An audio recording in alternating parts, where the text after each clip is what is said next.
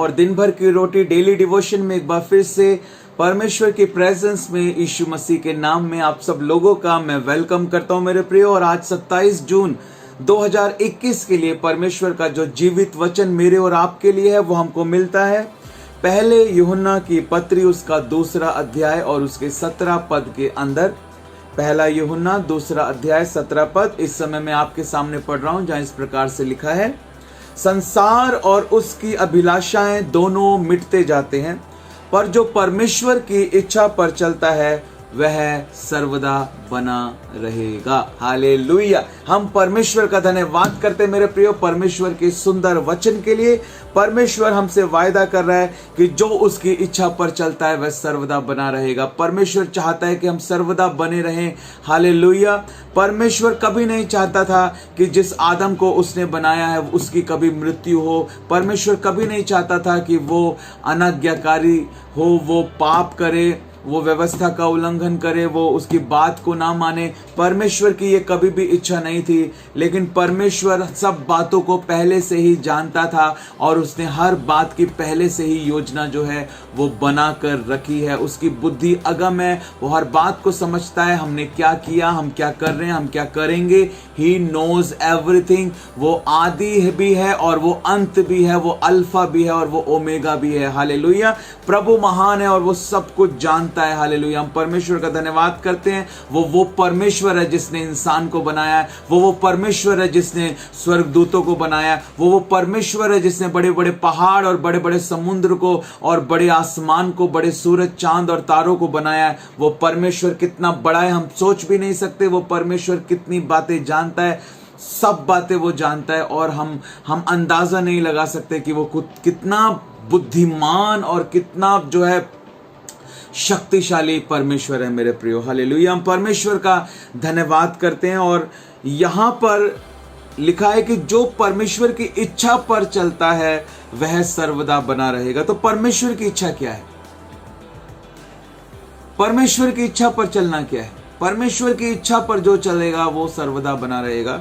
तो परमेश्वर की इच्छा क्या है मैं आपको बताना चाहता हूं। यहां पर लिखा है, परमेश्वर की इच्छा पर जो चलता है वो सर्वदा बना रहेगा। वो सर्वदा बना रहेगा जब वो उस चीज के ऊपर चलेगा जो सर्वदा बनी रहती है, और वो है उसका वचन। प्रभु ने कहा, आसमान और जमीन टल जाएगी लेकिन मेरा वचन कभी ना टलेगा। हालेलुया। मेरा वचन जिस काम के लिए मैंने उसे भेजा है उसे पूरा करेगा। हालेलुया। यहां पर हम इस बात को जान लें कि परमेश्वर का वचन ही परमेश्वर की इच्छा है। हालेलुया। परमेश्वर मुझसे क्या चाहता है? वचन पढ़ो, पता लगेगा परमेश्वर आपसे क्या चाहता है। परमेश्वर चाहता है कि आप प्रार्थना करो। परमेश्वर चाहता है कि आप उसके वचन को दिन रात मनन करो। परमेश्वर चाहता है कि आप पवित्र संगति करो। परमेश्वर चाहता है कि आप अपने दशमांश को दो। परमेश्वर चाहता है कि आप अपनी बुलाहट को पूरा करो। परमेश्वर चाहता है कि आप सुसमाचार सुनाओ। परमेश्वर क्या चाहता है, परमेश्वर की क्या इच्छा है, वो सब परमेश्वर के वचन में लिखा हुआ है। हालेलुया। परमेश्वर का वचन ही परमेश्वर की इच्छा है मेरे प्रिय। और जब हम रोमियो की पत्री उसका 12 अध्याय उसके पहले और दूसरे पद को पढ़ते हैं तो वहां लिखा है कि अपने हालेलुया शरीरों को जीवित, पवित्र और परमेश्वर को भावता हुआ बलिदान करके चढ़ाओ, क्योंकि यही तुम्हारी आत्मिक सेवा है। इस संसार के सदस्य ना बनो, बल्कि तुम्हारे मन के नए हो जाने से तुम्हारा चाल चलन भी बदलता जाए, जिससे तुम परमेश्वर की भली भावती और सिद्ध इच्छा को अनुभव से मालूम करते जाओ। तो परमेश्वर की इच्छा, भली भावती और सिद्ध इच्छा, हालेलुया, अच्छी इच्छा है परमेश्वर की।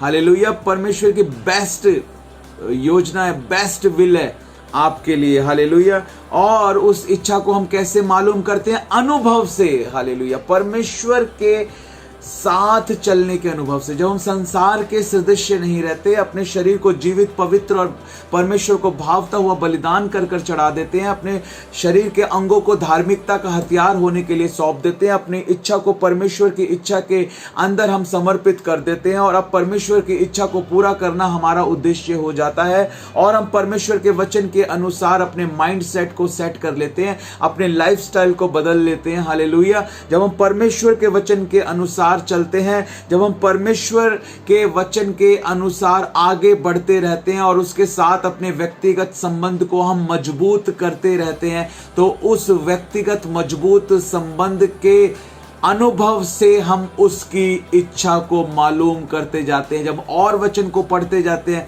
हमें और उसकी इच्छा मालूम होती है। जब हम और प्रार्थना करते हैं, हमें और उसकी इच्छा मालूम होती है। जब हम और सुसमाचार को सुनाते हैं, हमें और उसकी इच्छा मालूम होती है। जब हम और उसके साथ अपने संबंध को मजबूत करते हैं, हमें और उसकी इच्छा मालूम होती है। अनुभव से हम उसकी इच्छा मालूम करते जाते हैं मेरे प्रियो। हालेलुया। तो वचन सदा बना रहेगा और जो वचन के अनुसार चलेगा वो सदा बना रहेगा। इस बात को याद रखना। लिखा है, जो परमेश्वर की इच्छा पर चलता है वह सर्वदा बना रहेगा। यानी जो वचन के अनुसार चलेगा, हालेलुया, वचन सदा बना रहेगा। और जो उस वचन सदा बने रहने वाले वचन के अनुसार चलेगा वो भी सदा बना रहेगा। हालेलुया। वचन तो सदा बना रहेगा। आसमान जमीन टल जाएगी लेकिन प्रभु का वचन नहीं टलेगा। हालेलुया।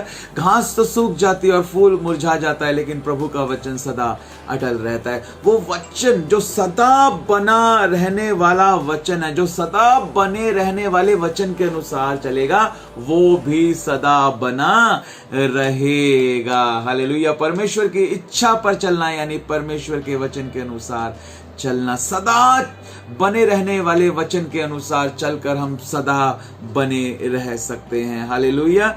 परमेश्वर आप सबको इस मनन के द्वारा बहुत आयत के साथ आशीष दे। God bless you. और यही सवाल मैं आप लोगों से आज पूछना चाहता हूं कि परमेश्वर की आपके जीवन के लिए क्या इच्छा है। क्या आपने पता कर लिया है कि परमेश्वर की क्या इच्छा है? तो जरूर कमेंट कर इस वीडियो के नीचे बताएं कि परमेश्वर की आपके जीवन के लिए क्या इच्छा है। हालेलुया। परमेश्वर आपको बहुत आयत के साथ आशीष दे। Thank you and God bless.